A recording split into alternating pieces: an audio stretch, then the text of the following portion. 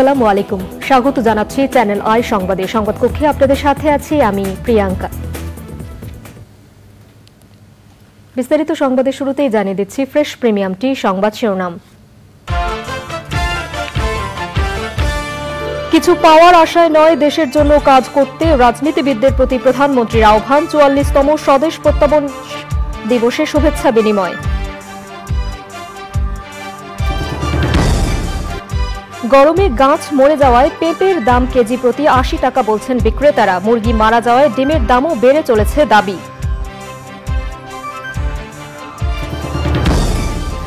উড়ে এসে কেউ উপদেশ দিলে উন্নয়ন হবে না, প্রধানমন্ত্রীর মন্তব্য। মনোবল শক্ত রেখে সম্মিলিত প্রচেষ্টায় অর্থনীতিকে গড়ে তোলার তাগিদ। বাংলায় জাগি ভরপুর স্লোগানে ইস্পাহানি মির্জাপুর বাংলাবিদের ষষ্ঠ পর্বের নিবন্ধন শুরু। অংশ নিতে পারবেন পশ্চিমবঙ্গের প্রতিযোগীরাও। এবং টেকসই চামড়া খাত বিনির্মাণে পরিবেশ বান্ধব বিনিয়োগ ও প্রযুক্তি ব্যবহারের আহ্বান। সরকারি নীতিমালা ও সমন্বিত উদ্যোগে গুরুত্বারোপ।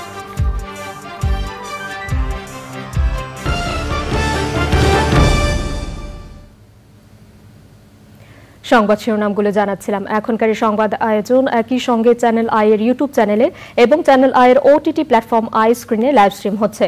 যাচ্ছে বিস্তারিত সংবাদে। প্রধানমন্ত্রী শেখ হাসিনা বলেছেন, কিছু পাওয়া না পাওয়ার কথা চিন্তা না করে দেশের মানুষের জন্য কাজ করে যাওয়াই একজন রাজনৈতিক নেতার সবচেয়ে বড় অর্জন। নিজের স্বদেশ প্রত্যাবর্তনের ৪৪তম দিবসে দলের নেতাদের সঙ্গে মতবিনিময়ে আওয়ামী লীগ সভাপতি বলেন, আওয়ামী লীগ এখন দেশের সবচেয়ে জনপ্রিয় ও সবার কাছে গ্রহণযোগ্য রাজনৈতিক দল। নীলাদ্রি শেখরের রিপোর্ট। ৭৫-এর ১৫ই আগস্ট ঘাতকরা বঙ্গবন্ধুকে নৃশংসভাবে হত্যার সময় বিদেশে থাকায় বেঁচে যান বঙ্গবন্ধুর দুই মেয়ে শেখ হাসিনা ও শেখ রেহানা। ৬ বছর নির্বাসিত জীবন শেষে আওয়ামী লীগের দায়িত্ব নিয়ে সামরিক শাসকদের রক্তচক্ষু উপেক্ষা করে দেশে ফিরে আসেন বঙ্গবন্ধু কন্যা।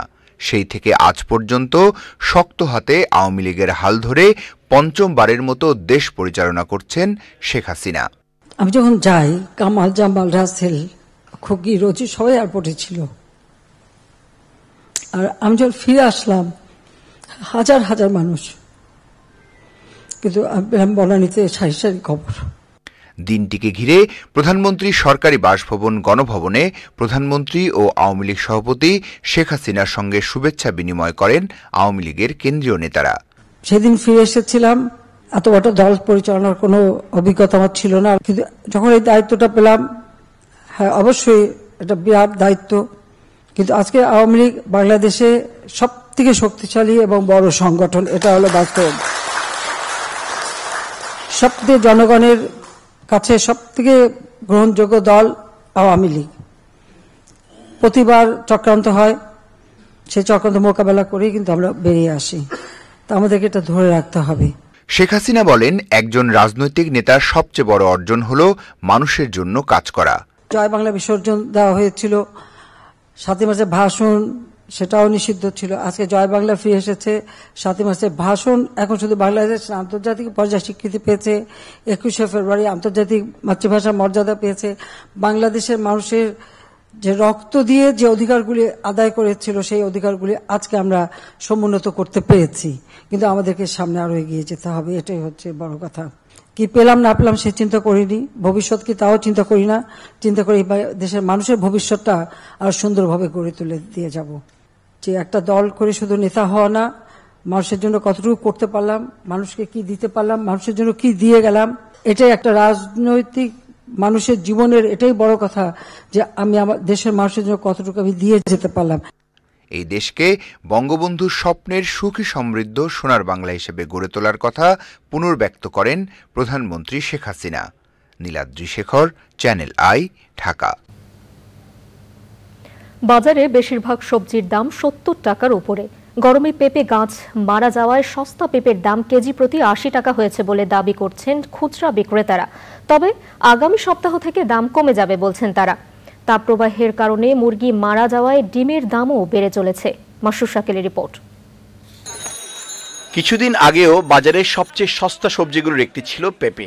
কিন্তু সেই পেঁপের দাম এখন 80 টাকা। পেঁপের দাম বাড়ছে, খরায় পেঁপে গাছ মরে গেছে অনেক, পেঁপে আমদানি খুবই কম, এই কারণে পেঁপের দাম একটু বাড়তি। গ্যারান্টি আজকে কি বার, সামনে শুক্রবার 40 পেঁপে। পটল এবং ঢেঁড়স ছাড়া বাজারে বেশিরভাগ সবজির দাম 70 টাকার বেশি। লতি হলো 80 টাকা, লাউ হলো 70 টাকা, পাতাকপি 60, ফুলকপি 60, ঝিঙ্গা হলো 80, ধুন্দুল 80, সিজিঙ্গা 60, বেগুন 100। প্ল্যান অনুযায়ী তো করা যাচ্ছে না, দেখা যাচ্ছে সবজি সবগুলোই কম কম করে নিচ্ছি, কারণ বাদ দেওয়ার মতো তো কোনো কিছু নাই, সবজি তো দরকার প্রতিদিন। 80-100 টাকার নিচে তো কোনো তরকারি নেই। সোনালী মুরগির দাম গত সপ্তাহে 400 টাকা ছাড়ালেও এ সপ্তাহে কিছুটা কমেছে। দাম কমলে কাস্টমারও বেশি হয়, আমরা বেচতে পারি, লাভও হয়। আপনার 360 টাকা 50 টাকা বেচেন। তবে ডিমের দাম বাড়ছে প্রতিদিন। ডিমের খাদ্য নাই, মুরগি খানা মুরগি খাদ্য কম, খাদ্য খাইতে যে খামার মাঝে 50 বস্তা খাদ্য খাইতে মুরগিয়ে, সেই খামার যে 5 বস্তা খাদ্য খায় না, ডিম সব ডিম থাকা, ডিমের কোনো সাইজ নাই, মাইজ নাই, কিছু নাই। গরুর মাংস বিক্রি হচ্ছে 750 থেকে 800 টাকায়। বাজারে আগাম লিচু পাওয়া যাচ্ছে, সাধারণ মানুষের তাই লিচুর প্রতি আগ্রহ। লিচু নিলাম, কাঁঠাল নিতে এসেছি, আর আমটা তো এখনো বের হয়নি, ভালো আম আসলে তখন আম কিনবো, বাসার বাচ্চাদের জন্য নিলাম। লিচু একটা চাইলো 400 টাকা, একটা 350, 300 বলাতে দিয়ে দিয়েছে। প্রচুর তরমুজ দেখা গেলেও ছোট তরমুজ এখনো 250 টাকা, ডাব বিক্রি হচ্ছে 120 থেকে 140 টাকায়। Masrur Shakil, channel I, Dhaka. হুট করে কেউ উড়ে এসে উপদেশ দিলে তাতে দেশের উন্নয়ন হবে না বলে মন্তব্য করেছেন প্রধানমন্ত্রী শেখ হাসিনা। বাংলাদেশ অর্থনীতি সমিতির 22তম দ্বিবার্ষিক সম্মেলনে প্রধানমন্ত্রী বলেন, নানা প্রতিকূলতার মধ্যেও মনোবল শক্ত রেখে দেশের অর্থনীতিকে গড়ে তুলতে সম্মিলিত প্রচেষ্টা চালিয়ে যেতে হবে। নীলাদ্রি শেখরের আরেকটি রিপোর্ট। পেশাদার অর্থনীতিবিদদের সংগঠন বাংলাদেশ অর্থনীতি সমিতি নির্মোহ গবেষণা ও গবেষণালব্ধ বিষয়ে আলোচনা প্রচারের মাধ্যমে দেশের অর্থনীতির বিকাশে ভূমিকা রেখে যাচ্ছে। সমিতির 22তম দ্বিবার্ষিক সম্মেলনে উপস্থিত হন প্রধানমন্ত্রী শেখ হাসিনা। প্রজাতন্ত্রের সকল মালিক জনগণ। সমিতির সদস্যদের বক্তৃতার পর প্রধান অতিথির বক্তৃতায় প্রধানমন্ত্রী শেখ হাসিনা বলেন, স্বাধীন বাংলাদেশের অর্থনীতির ভিত গড়ে দিয়েছিলেন বঙ্গবন্ধু, কিন্তু বঙ্গবন্ধু হত্যার পর থেকেই ঋণখেলাপির সংস্কৃতি গড়ে তুলেছিলেন সামরিক স্বৈরশাসকরা। তিনি বলেন, বৈশ্বিক যুদ্ধাবস্থা, করোনা ও দেশে নির্বাচনকালীন অগ্নিসন্ত্রাসের কারণে অর্থনীতি কিছুটা হোঁচট খেলেও তা কাটিয়ে ওঠার চেষ্টা চলছে। আমি ডেল্টা প্ল্যান 2100 প্রণয়ন করেছি, নেদারল্যান্ডের সাথে আমাদের চুক্তি হয়েছে, যেহেতু নেদারল্যান্ডও একটা ডেল্টা, কাজে সেইভাবে আমরা এই ডেল্টা প্ল্যান বাস্তবায়নের মাধ্যমে বাংলাদেশকে এগিয়ে নিয়ে যাব। সেখানে উত্থান পতন, চড়াই উচ্চাই থাকবেই, সেগুলি অতিক্রম করে করে আমাদের এগিয়ে যেতে হবে। হতাশ হবার কিছু নেই, আর কেউ হতাশ হবেন না। আমি অনেক বাধা অতিক্রম করি, গুলি, বোমা, গ্রেনেড সব কিছুই হজম করেছি, কিন্তু আমার লক্ষ্য হচ্ছে যে আমার দেশের মানুষের ভাগ্য পরিবর্তন করে এই দেশকে উন্নত করা। সরকার প্রধান আশা প্রকাশ করেন, কৃচ্ছ সাধনের কারণে আগামী বাজেটে জিডিপির প্রবৃদ্ধি কিছুটা কমতে পারে, তবে পরবর্তী সময়ে আবারও উত্তরণ ঘটবে। আমি অর্থনীতিবিদদের কাছে এটাই চাই যে দেশের মাটি মানুষ, তাদের কথা চিন্তা করে আপনাদের নীতিমালা প্ল্যান প্রোগ্রাম করবেন। ওই কেউ একজন দু একদিনের জন্য দেশে এসে আমাদেরকে উপদেশ দিয়ে যাবে, ওই উপদেশ আমাদের কাজে লাগবে না। কাজে লাগবে নিজের চোখে দেখা এবং মানুষের জন্য করা, এটাই কাজে লাগবে। কাজে সেইভাবে আপনারা আপনাদের নীতিমালা, হ্যাঁ বাইরে থেকে আমরা শিখবো, কিন্তু করার সময় নিজের দেশকে দেখে করব, মানুষকে দেখে করব, আমাদের কি সম্পদ আছে সেটা দেখে করব। জাতির পিতাকে হেয় প্রতিপন্ন করতেই ৭৪-এর দুর্ভিক্ষে ষড়যন্ত্র করা হয়েছিল বলেও মন্তব্য করেন প্রধানমন্ত্রী শেখ হাসিনা। Niladri Shekhar, channel I, Dhaka. টেলিসেবার মান নিয়ে নানা প্রশ্নের মাঝেও আজ 17ই মে বিশ্ব টেলিযোগাযোগ ও তথ্য সংঘ দিবস পালন করছে বাংলাদেশ। ইন্টারনেট গতিতে বিশ্বের 110 নম্বরে থাকা বাংলাদেশের স্মার্ট হয়ে ওঠার পথে টেলিসেবা খাত বড় চ্যালেঞ্জ হলেও এ থেকে উত্তরণের চেষ্টা চলছে বলে জানান ডাক, টেলিযোগাযোগ ও তথ্য প্রযুক্তি প্রতিমন্ত্রী পান্থ রহমান। জানাচ্ছেন, চলতি বছরের মার্চ মাসের হিসেবে দেশে মোবাইল সিম কার্ডের সংখ্যা 19 কোটি 20 লাখের বেশি, আর টেলিসেবার আওতায় থাকা জনগোষ্ঠীর 1%-এরও কম মানুষ ল্যান্ডফোন ব্যবহার করেন। এত সিম কার্ডের মধ্যে 40%-এর হাতে আছে স্মার্টফোন। ফলে মোবাইল ইন্টারনেট ব্যবহারের সংখ্যা সহজে অনুমেয়। মোবাইল ইন্টারনেট গতির হিসেবটা আরেকটু বেশি হতাশাজনক। দক্ষিণ এশিয়ায় ভারত তো বটেই, মালদ্বীপ থেকেও পিছিয়ে Bangladesh. Speed test global index অনুযায়ী চলতি বছরের এপ্রিল মাসের হিসাব অনুযায়ী বাংলাদেশের অবস্থান 110, যেখানে ভারত 15 আর মালদ্বীপ আছে 32-এ। যুদ্ধবিধ্বস্ত মিয়ানমারও বাংলাদেশের ওপরে 102 নম্বরে। ডিজিটাল বাংলাদেশ অধ্যায় পার করে স্মার্ট হওয়ার পথে থাকা দেশের টেলিসেবার এই মান নিয়ে যখন অনেক প্রশ্ন, তখন বিশ্বের 193 ITU সদস্য রাষ্ট্রের সঙ্গে একযোগে বাংলাদেশও পালন করছে টেলিযোগাযোগ ও তথ্য সংঘ দিবস। স্লোগান ডিজিটাল উদ্ভাবন, টেকসই উন্নয়ন।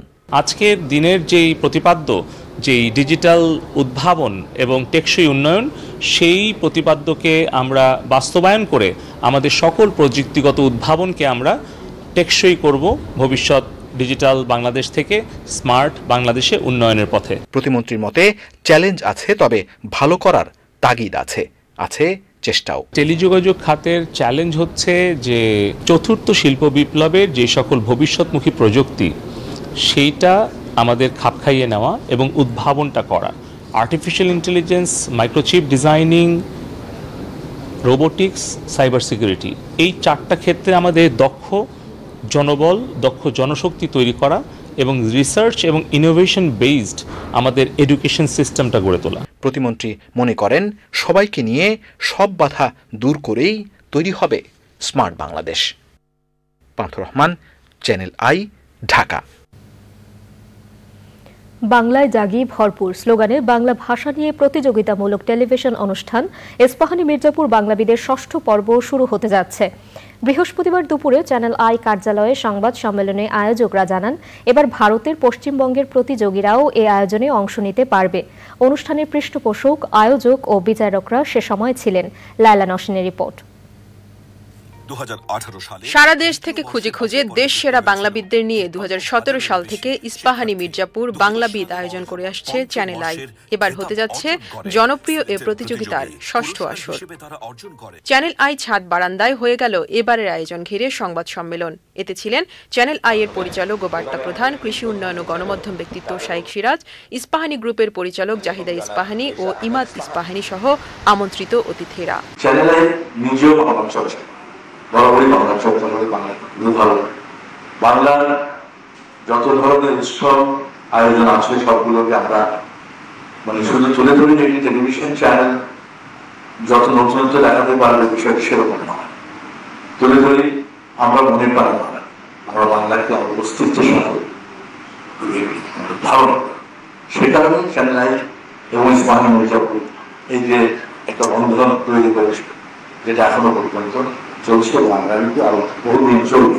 এবারই প্রথম দেশের গণ্ডি পেরিয়ে ভারতের পশ্চিমবঙ্গের প্রতিযোগীরাও বাংলাবিদ অনুষ্ঠানে অংশ নিতে পারবেন। ভারতের পশ্চিমবঙ্গে ইস্পাহানি মির্জাপুর বাংলাবিদের একটি বাছাই পর্ব আয়োজন করে সেখান থেকেও এবার প্রতিযোগী আমাদের দেশের প্রতিযোগীদের সাথে প্রতিযোগিতা করার জন্য এখানে আসবে। এপার বাংলা ওপার বাংলার সেরা বাংলা ভাষাভাষীদের নিয়ে আমরা নিয়ে আসবো আমাদের একই ছাদের নিচে। আয়োজনটি বাংলা ভাষাকে সমৃদ্ধ করতে গুরুত্বপূর্ণ ভূমিকা রাখবে বলে মনে করেন অতিথি ও বিচারকরা। বাংলা নামক যে ভাষা, তার স্রোতের মধ্যে যে বোধ আছে, সেই বোধের সঙ্গে যে কোনো পৃথিবীর যে কোনো বিষয় যদি যুক্ত হয়, সেটা যদি ভাষাও যুক্ত হয়, সেই ভাষাটি বাংলা ভাষা হয়ে যাচ্ছে। যেমন বাংলা, আমাদের বাংলা ভাষার যে শক্তি, সেই শক্তি সম্পর্কে আমরা জানি, কিন্তু সেটা যে কত শক্তিশালী এটাও আমাদের ছাত্রছাত্রীদের জানা দরকার। দীর্ঘদিন মোগলরা এদেশে রাজত্ব করেছে, পাঠানরা রাজত্ব করেছে, কিন্তু বাংলা অবিচার ভাষার শক্তি নিয়ে দাঁড়িয়ে আছে। চ্যানেল আই এবং আমি অত্যন্ত আনন্দিত যে ইস্পাহানি মির্জাপুর সাথে যুক্ত হয়েছেন। এবার বাংলাবিদ এর বদলে বোধ হয় বিশ্ব বাংলাবিদ এটি হয়ে যাবে, কারণ বাংলা শুধুই আর এই ভূগোলের মধ্যে আটকে নেই, এটিকে আমরা ছড়িয়ে দিয়েছি আসলে বিশ্বময়। বাংলাদেশের টেলিভিশনে যত ধরনের অনুষ্ঠান হয়, আমি মনে করি ইস্পাহানি মির্জাপুর বাংলাবিদ এইটা সবচেয়ে সুন্দর, সবচেয়ে প্রাণবন্ত, সবচেয়ে অনুপ্রেরণাদায়ী এবং সবচেয়ে জরুরি অনুষ্ঠান। এবং আমরা অপরাধ বলি এখনকার ছেলেমেয়েরা পড়াশোনা করে না, ওরা কিছু জানে না, বাংলা ভাষা থেকে ওরা অনেক দূরে। গত কয়েক বছর আমাদেরকে চোখে আঙুল দিয়ে আমাদের বাচ্চারা দেখিয়ে দিয়েছে কথাটা কত ভুল, মিথ্যা। বাংলাবিদে অংশগ্রহণের জন্য রেজিস্ট্রেশন চলছে বৃহস্পতিবার থেকে 30 জুন পর্যন্ত। এবারের আসরে 6ষ্ঠ থেকে 10ম শ্রেণীর শিক্ষার্থীরা অংশ নিতে পারবে। শীর্ষস্থান অর্জনকারী প্রতিযোগী পাবে 10 লাখ টাকার মেধাবৃত্তি এবং দ্বিতীয় স্থান অধিকারী 3 লাখ ও তৃতীয় স্থান অধিকারী পাবে 2 লাখ টাকার মেধাবৃত্তি। অনুষ্ঠানটি পরিচালনা করছেন তাহের শিপন। লাইলা নওশিন, চ্যানেল আই, ঢাকা। টেকসই চামড়া খাত বিনির্মাণে পরিবেশ বান্ধব বিনিয়োগ ও প্রযুক্তি ব্যবহারের আহ্বান জানিয়েছেন পরিবেশ মন্ত্রী। রাজধানীর বঙ্গবন্ধু আন্তর্জাতিক সম্মেলন কেন্দ্রে পরিবেশ বান্ধব ট্যানারি এবং চামড়া খাত বিনির্মাণ শীর্ষক উচ্চ পর্যায়ের জাতীয় সংলাপে বক্তারা বলেন, মানবাধিকার, পরিবেশ ও সামাজিক খাতে যথাযথ পদক্ষেপে চামড়া শিল্প এগিয়ে যাওয়ার পাশাপাশি আসবে অর্থনৈতিক সমৃদ্ধি। সে সময় সরকারি নীতিমালা ও সমন্বিত উদ্যোগে গুরুত্বারোপ করেন বক্তারা। আলিম আল রাজির রিপোর্ট। দেশের অন্যতম পুরনো শিল্প চামড়া খাত।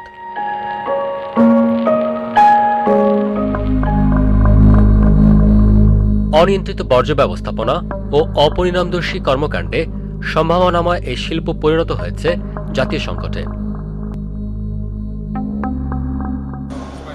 পরিস্থিতি উন্নয়নে সরকারি বেসরকারি প্রতিষ্ঠানের পাশাপাশি মালিক, শ্রমিক ও দেশ বিদেশের বিশেষজ্ঞদের নিয়ে উচ্চ পর্যায়ে জাতীয় সংলাপ। Because this project encompasses and tries to address different components of the leather sector. চামড়া খাতকে পরিবেশ বান্ধব করতে বিভিন্ন সুপারিশ ও পরিকল্পনা তুলে ধরেন বক্তারা। বলেন, আন্তর্জাতিক মানদণ্ড মেনে উৎপাদনে রপ্তানি লক্ষ্যমাত্রা অর্জনের পাশাপাশি আসবে অর্থনৈতিক সমৃদ্ধি। এক্সপোর্ট ডাইভার্সিফিকেশনের সাথে সাথে আমাদের যে পরিবেশ সেটাকে সুরক্ষিত রাখা, সেটাকে সংরক্ষণ করা এবং সমন্বিত উদ্যোগের মাধ্যমে আমরা এই সেক্টরটাকে একটা সাস্টেনেবল জায়গায় নিয়ে যেতে পারবো। Waste management of the leather industry is of great importance from the point of view of achieving LWG certificate as well as from the commercial point of view and protecting the environment. আমাদের দক্ষতার অভাব আছে, আমাদের capacity নাই, এবং আমি যদি এই কাজগুলো করছি বিদেশের যারা সিদ্ধান্ত নেবে তাদেরকে ইনফ্লুয়েন্স করতে চাই, আমাদেরকে কিন্তু দেখাতে হবে দ্যাট উই হ্যাভ ডান ইট। আমরা যদি ঠিকমতো আইন মানি, ফ্যাক্টরির কন্ডিশনটা যদি আমরা দেখি, কাজেই গ্রিন মানে তো সবুজ করা না, এটা উপযুক্ত পরিবেশে নিয়ে আসা। রপ্তানি আর লক্ষ্যমাত্রা অর্জন ও এই শিল্পকে লাভজনক করতে কেন্দ্রীয় বর্জ্য শোধনাগার নতুন করে তৈরির আহ্বানও জানানো হয়। আমাদের অর্থনীতিতে যদি আমরা একটা ভালো ইম্প্যাক্ট তৈরি করতে চাই তাহলে কিন্তু গার্মেন্টসের পরে লেদারের ব্যাপারটি কিন্তু আমাদের জোর দিতেই হবে।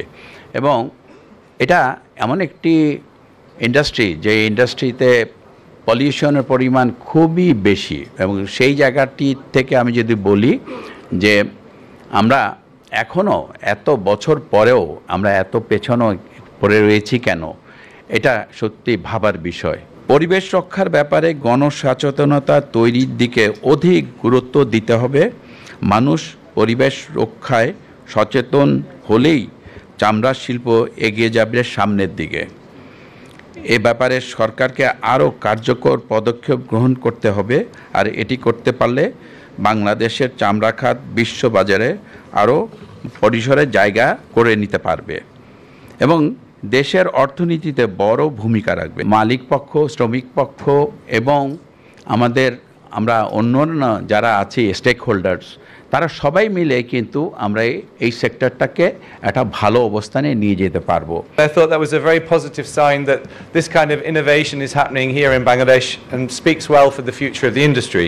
The leather sector has such potential because expanding the export sectors means more prosperity, more safety in a difficult world, and the more the sector manages to meet environmental and social standards, working towards a circular economy, the better for the country and of course for the sector and for the prosperity. আমাদের দেখার বিষয় হচ্ছে আমাদের যে মানমাত্রাটা আছে সেটা আপনারা অর্জন করতে পারছেন কিনা, এবং অনেক সময় আমার মনে হয় যে আমরা আসলে সমস্যার গভীরে যে মূলে যে আমরা সমস্যাটা সমাধান করার চেষ্টা করি না।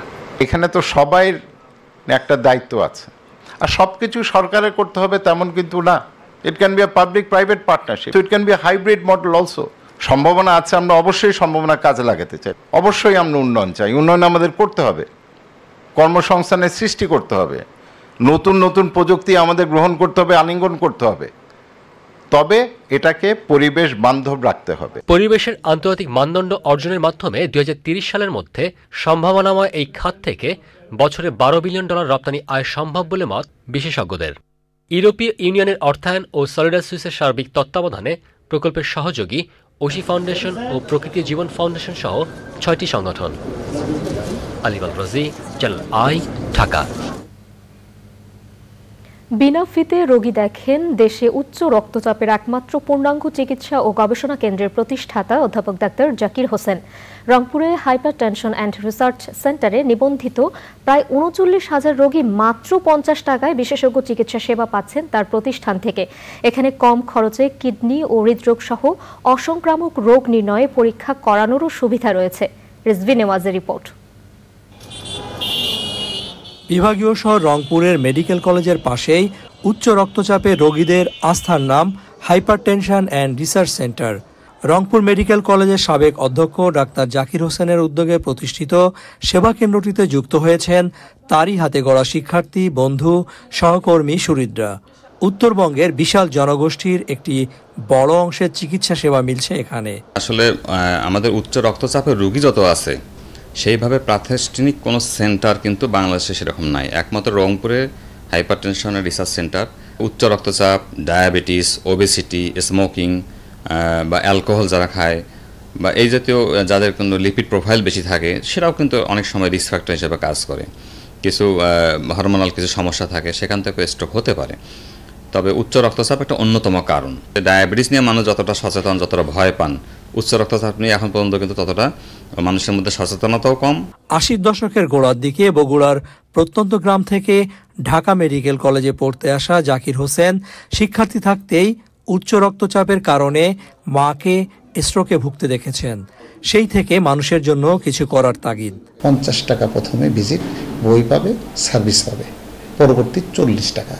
আর কোনো রোগী যদি মনে করে আমি একটু হার্টের ডাক্তার দেখাবো, আমি একটু কিডনির ডাক্তার দেখাবো, আমি একটু ওই যে রিমাটোলজিস্ট দেখাবো, আমি একটু আই স্পেশালিস্ট দেখাবো, তাহলে এই বই নিয়ে তার কাছে গেলে তারা 250 টাকায় তাকে পূর্ণ সার্ভিস দিয়ে দেবে। আমি দীর্ঘদিন 2008 থেকে এখানে আমি তো মনে করি হাজার না লক্ষ রোগী দেখেছি উইদাউট ফি। আমি একটা সাধারণ গাড়িতে চড়ি, আপনি জানেন, এনজিও গাড়ি। আমি দেখছি আমার ছাত্র, আমার সহকর্মী সবাই খুব সুন্দর সুন্দর ব্র্যান্ডের গাড়ি, পাজারো, বাইয়ে। আমার কিন্তু কখনোই অনুভূতি আসে না। বগুড়া মেডিকেল কলেজ থেকে অবসরের পর doctor Zakir Hossain hypertension centre পরিচালনার পাশাপাশি TMSS মেডিকেল কলেজের অধ্যক্ষ হিসেবে দায়িত্ব পালন করছেন। তার স্বপ্ন বিভাগীয় শহরগুলোতে রংপুরের মতো হাইপারটেনশন সেন্টার প্রতিষ্ঠা করা। Rizvi Newaz, channel I, Dhaka. দর্শক, এবারে বিরতি।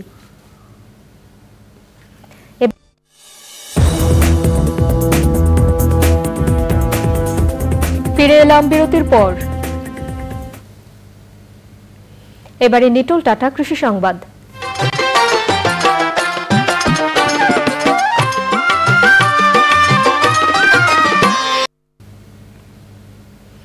কুড়িগ্রামের চরাঞ্চলগুলোতে ভুট্টার আবাদ বাড়ছে। ভুট্টা চাষে চাষিদের উদ্বুদ্ধ ও আগ্রহী করে তুলতে কাজ করছে কৃষি বিভাগ। অনুকূল আবহাওয়ায় ভুট্টার ভালো ফলন আশা করছেন চরের চাষিরা।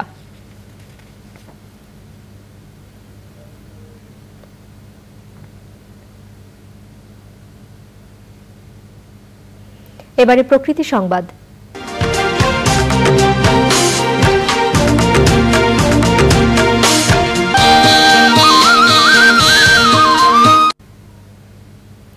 হাজার কোটি টাকা ব্যয়ের পরও চট্টগ্রামে জলাবদ্ধতা আরও মারাত্মক আকার ধারণ করেছে। এমন বাস্তবতায় সমন্বিত উদ্যোগের পাশাপাশি কুইক রেসপন্স টিম গঠনের ঘোষণা দিয়েছে চট্টগ্রাম সিটি কর্পোরেশন।